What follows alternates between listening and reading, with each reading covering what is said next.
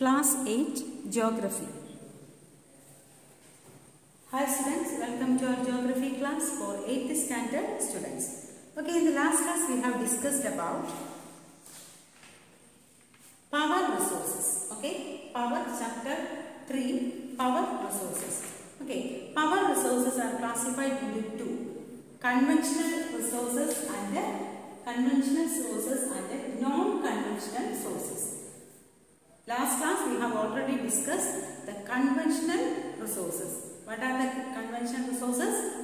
Petroleum, then hydropower, petroleum products, natural gas, then coal. Okay, then today I would like to take non-conventional sources of energy. Non-conventional, that is, petroleum products നമ്മൾ ഉപയോഗിക്കും തോറും എന്ത് ചെയ്തുകൊണ്ടിരിക്കും? തീർന്നുകൊണ്ടിരിക്കും അല്ലേ?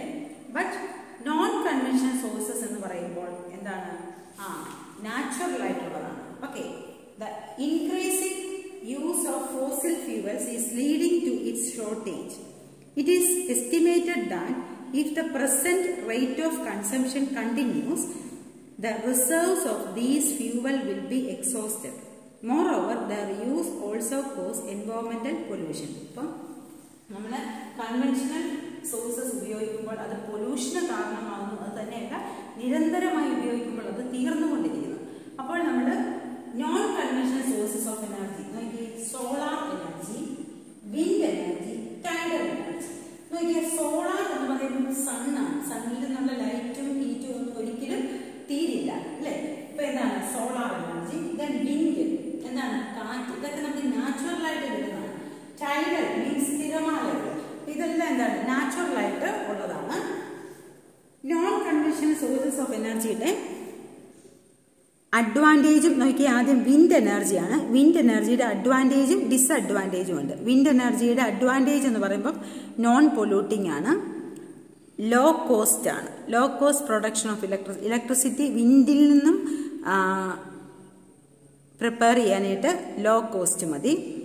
One setup, ഒരു പ്രാവശ്യം set ചെയ്ത് കഴിഞ്ഞാൽ പിന്നെ സെറ്റ് ചെയ്യാനായിട്ട് ഒരു മുതൽ മുടക്കുണ്ട്. അത് കഴിഞ്ഞതിന് ശേഷം ലോ കോസ്റ്റ് ആണ്. ദെൻ സേഫ് ആൻഡ് ക്ലീൻ ആണ്. ഇതൊക്കെ അഡ്വാൻറ്റേജ് ആയിട്ട് വരുമ്പോൾ ഡിസഡ്വാൻറ്റേജ് എന്ന് പറഞ്ഞാൽ നോയിസ് പൊല്യൂഷൻ ഉണ്ട്. അതുപോലെ wind mills costly to setup. Wind mill ആദ്യം സെറ്റ് ചെയ്യാനായിട്ട് കോസ്റ്റ്ലിയാണ്. Disturbs radio and T V reception. Radio and T V സിഗ്നലുകളെ ബാധിക്കുന്നു. ദെൻ ഹാംഫുൾ ടു ബേർഡ്സിന് ഹാംഫുൾ ആണ്. ഇതൊക്കെയാണ് വിൻഡ് എനർജിയുടെ ഡിസഡ്വാൻറ്റേജ്. ദെൻ സോളാർ എനർജിയുടെ advantage exhaustible, non polluting. Advantage. Disadvantage എന്ന് പറഞ്ഞാൽ എക്സ്പെൻസീവ് ആണ്. അതുപോലെ തന്നെ ഡിഫ്യൂസ്ഡ് സോ ഗെറ്റ്സ് വേസ്റ്റഡ്. അതുപോലെ തന്നെ കുറേ ഡിഫ്യൂസ്ഡ് സോഴ്സ് അല്ലെങ്കിൽ വേസ്റ്റ്, കുറേ എനർജി വേസ്റ്റ് ആയിട്ട് പോകുന്നു. ദെൻ ടൈഡൽ എനർജി, ഞാൻ പറഞ്ഞല്ലോ തിരമാലകളിൽ നിന്നുള്ളത്. നോൺ പൊല്യൂട്ടിംഗ് ആണ്, ഇൻഎക്സോസ്റ്റബിൾ ആണ്. ടൈഡൽ എനർജിയുടെ അഡ്വാൻറ്റേജ്. ഡിസഡ്വാൻറ്റേജ് എന്ന് പറഞ്ഞാൽ വൈൽഡ് ലൈഫ് ഹാബിറ്റാറ്റിനെ ഇത് ഡിസ്ട്രോയ് ചെയ്യുന്നു. Difficult to hardness. ഓക്കെ, ഇതൊക്കെയാണ് അഡ്വാൻറ്റേജസും ഡിസഡ്വാൻറ്റേജസും. In solar cells, to produce electricity, many of these cells are joined into solar panels to generate power for heating and lighting purpose. The technology of utilizing solar energy benefits a lot of tropical countries that are blessed with abundant sunshine. Solar energy is also used in solar heater, solar cooker, solar dryer. ഇങ്ങനെയുള്ള ഡിവൈസുകളിലെല്ലാം ഉപയോഗിക്കുന്ന solar എനർജിയാണ്. അപ്പോൾ solar കൊണ്ട് പ്രവർത്തിക്കുന്ന ഒരുപാട് ഉപകരണങ്ങളുണ്ട്. അപ്പോൾ അത് നമ്മൾ മാക്സിമം യൂട്ടിലൈസ് ചെയ്യുവാണെങ്കിൽ ഇതുപോലെയുള്ള കൺവെൻഷണൽ സോഴ്സസ് നമുക്ക് ഉപയോഗിക്കുന്നത് കുറയ്ക്കാം. ബട്ട് ഇതിൻ്റെ ഒരു പ്രശ്നം എന്ന് പറയുന്നത് എന്താണ്? സൺ എനർജി, അല്ലാതെ സൺഷൈൻ കൂടുതലുള്ളിടത്ത് മാത്രമേ ഇത് ആപ്ലിക്കബിൾ ആകുള്ളൂ അല്ലേ? സോളാർ എനർജി എന്ന് പറയുന്നത് സണ്ണിൽ നിന്നുള്ള എനർജിയാണ്. അപ്പോൾ സൺഷൈൻ കൂടുതലായിട്ട് ലഭിക്കുന്ന സമയത്തും സ്ഥലത്തും മാത്രമാണ് ഇത് ആപ്ലിക്കബിൾ ആകുന്നത്. Okay, then wind energy. Wind is an inexhaustible source of energy. Windmills have been used for grinding grain and lifting water since times immemorial.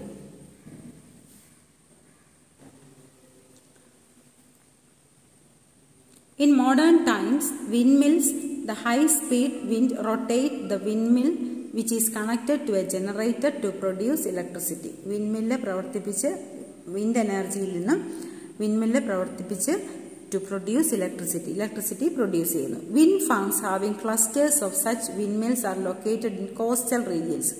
ഇവിടെ ഒരു പ്രശ്നം എന്ന് പറയുന്നത് കാറ്റ് വളരെ നല്ല രീതിയിൽ കിട്ടുന്ന സ്ഥലങ്ങൾ, അതാണ് കോസ്റ്റൽ റീജിയൻസ് തിരഞ്ഞെടുക്കാൻ കാരണം. Wind farms എവിടെയൊക്കെയുണ്ട്? are found in Netherlands, Germany, Denmark, UK, USA and Spain are noted for their wind energy production. Then nuclear power. Nuclear power is obtained from energy stored in the nuclei of atoms. ആറ്റത്തിന്റെ ന്യൂക്ലിയസിൽ store ചെയ്ത് വെച്ചിരിക്കുന്ന എനർജിയിൽ നിന്നുമാണ് nuclear power obtain ചെയ്യുന്നത്. These fuels undergo nuclear fission on nuclear reactors and emit power. ഈ fuels, nuclear fuels undergo nuclear ഫിഷന് വിധേയമാകുന്നു in nuclear reactors and emit power. The greatest producer of nuclear power are USA, അമേരിക്കയാണ്, and Europe. In India, Rajasthan and Jharkhand have large deposit of uranium deposit ഉണ്ട്. അതുപോലെ തന്നെ thorium is found in large quantities of monazite sand of Kerala. The nuclear power stations in India, നോക്കിയാൽ ഇവിടെ കൽപ്പാക്കത്തെ nuclear power station ഇവിടെ കാണാൻ സാധിക്കും. Are located in Kalpakkam in Tamil Nadu, Tarapur in Maharashtra, Rana Pratap Sagar near Kota in Rajasthan, Narora in Uttar Pradesh and Kaiga in Karnataka. അപ്പം ഓരോ സ്ഥലത്തെയും പല സ്ഥലങ്ങളിലെ ന്യൂക്ലിയർ പവർ സ്റ്റേഷൻസ് ആണ് പറയുന്നത്. ദെൻ ജിയോ തെർമൽ, ജിയോ എന്നുള്ള വാക്കിൽ തന്നെ earth, heat energy obtain from the earth, എർത്തിൽ നിന്നും ഹീറ്റ് എനർജി ഒബ്റ്റെയിൻ ചെയ്യുക, is called geothermal energy. The temperature in the interior of the earth rises, അതായത് നമുക്ക് ഭൂമിക്കുള്ളിൽ അല്ലേ, ഇന്റീരിയറിൽ നല്ല ടെമ്പറേച്ചറാണ്, ചുട്ടു പഴുത്താണ് ഇരിക്കുന്നത്. Temperature in the interior of the earth rises steadily as we go deeper, താഴേക്ക് പോകും തോറും ടെമ്പറേച്ചർ കൂടിക്കൊണ്ടിരിക്കും. Sometimes this heat energy may surface itself in the form of hot springs. ഇത് അങ്ങനെയുള്ള സ്പോട്ടുകൾ തിരഞ്ഞെടുത്ത് അവിടെ നിന്നുള്ള energy, this heat energy can be use to generate power create ചെയ്യുന്നു. Geothermal energy in the form of hot springs has been used for cooking, heating and bathing for several years. ഒരുപാട് വർഷങ്ങളായിട്ട് കുക്കിങ്ങിന് ഹീറ്റിങ്ങിനും ഒക്കെ ആയിട്ട് ഉപയോഗിക്കുന്നു. USA has the world largest geothermal power plants followed by, USAയിലാണ് geothermal power plants ഉള്ളത്. അതുപോലെ തന്നെ New Zealand ഉണ്ട്, അതിൻ്റെ പുറകെയാണ് New Zealand, Iceland, Philippines and Central America. In India geothermal plants are located in Manikaran in Himachal Pradesh and Puga valley in Ladakh. Then last tidal energy. Energy obtain from tides, ഞാൻ പറഞ്ഞു തിരമാലകളിൽ നിന്നുണ്ടാക്കുന്ന എനർജിയാണ് tidal energy. Tidal energy can be harness by building dams at narrow opening of the sea. During high tide the energy of the tides is use. High ടൈഡിന്റെ സമയത്ത് the tide is use to turn the ടർബനെ ഇത് കറക്കുന്നു.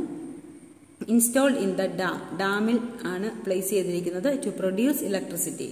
Russia, France and Gulf of Kutch in India have huge tidal mill farm. ഇങ്ങനെ tidal mill farms ഉള്ളത് Russia, France, അതുപോലെ ഇന്ത്യയിലെ Gulf of Kutch. Okay, ഇത്രയേ ഉള്ളൂ. ദെൻ എന്താണ് എന്ന് മാത്രം ഓർത്താൽ മതി. തിരമാലകളിൽ നിന്ന് എനർജി ഉണ്ടാക്കുന്നതാണ് ടൈഡൽ എനർജി. ടൈഡൽ എനർജി ഉപയോഗിച്ച് ഇലക്ട്രിസിറ്റിയെ പ്രൊഡ്യൂസ് ചെയ്യുക. Then biogas, organic waste such as dead plant and animal material, animal dung and kitchen waste, എല്ലാം അല്ലേ, വീട്ടിലെ വേസ്റ്റുകളും എല്ലാം kitchen waste can be converted into എന്തായിട്ട് മാറുന്നു? ബയോഗ്യാസ് ആയിട്ട് മാറുന്നു. ഓർഗാനിക് വേസ്റ്റ് ആയിട്ട് ഡെഡ് പ്ലാന്റ്സ്, ആനിമൽസ്, അതുപോലെ ആനിമൽ ഡങ്, കിച്ചൺ വേസ്റ്റ് ഇങ്ങനെയുള്ളതെല്ലാം കൺവേർട്ട് ചെയ്ത് ബയോഗ്യാസ്. മിക്ക വീടുകളിലും ബയോഗ്യാസ് പ്ലാന്റുകളൊക്കെ കാണാം. The organic waste is decompose by bacteria. ഈ ഓർഗാനിക് വേസ്റ്റുകൾ ആര് ഡീകമ്പോസ് ചെയ്യും? ബാക്ടീരിയ ഡീകമ്പോസ് ചെയ്യുന്നു.